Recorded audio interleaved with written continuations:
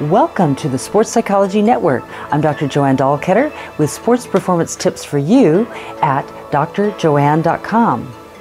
Well, the Super Bowl is coming up, and I was on CBS TV today, and they actually interviewed me about the Super Bowl and about pressure on athletes and the Sports Illustrated jinx.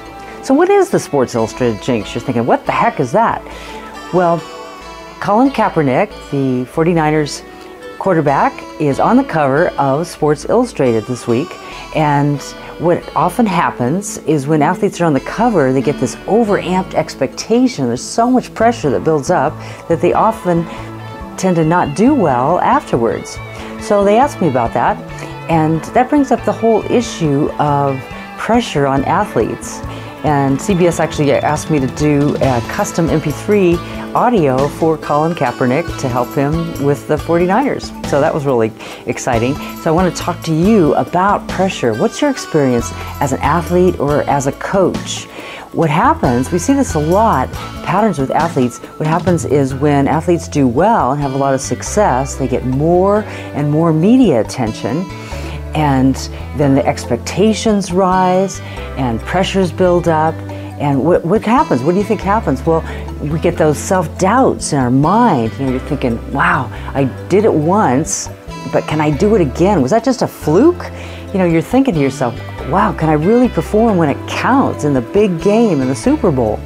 Well, what do you think Colin Kaepernick should do? The lesson for all of us, what Colin should do, and I think what all of us need to focus on, is this. Focus on those things that you can control. Let go of those things that you can't. I know that sounds really simple, but let's talk about that a second. Break it down. What things are beyond your control? Well, you can't control the weather, you can't control what athletes are going to show up there, you can't control the media, what they're saying about you, you can't control what others are thinking, and yet we tend to let those beliefs, stop believing in yourself, and we put too much attention on what others are thinking. So, what can you control? Well, you can control two things: your attention, your attitude, and your effort level.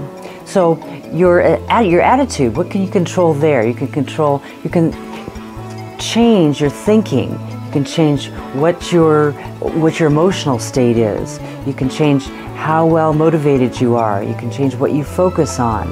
There's so many things that you can work on.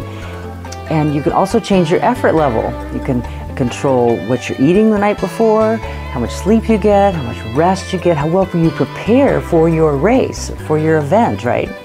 And so if you can focus on those things, separate out those two things, which you can control, which you can't, focus on those things that you have control over, you're going to have a great performance in whatever you do in sports, business, and in life.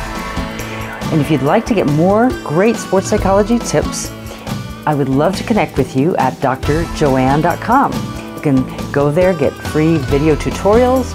You can get my free private mentoring program, and I would love to hear from you. I want you to know your comments. What do you think about athlete pressure? What has been your experience? What do you think Colin Kaepernick should do? And as a coach, have you worked with athletes that have a lot of pressure? Let me know, and I want you to be on the leading edge of performance sports psychology.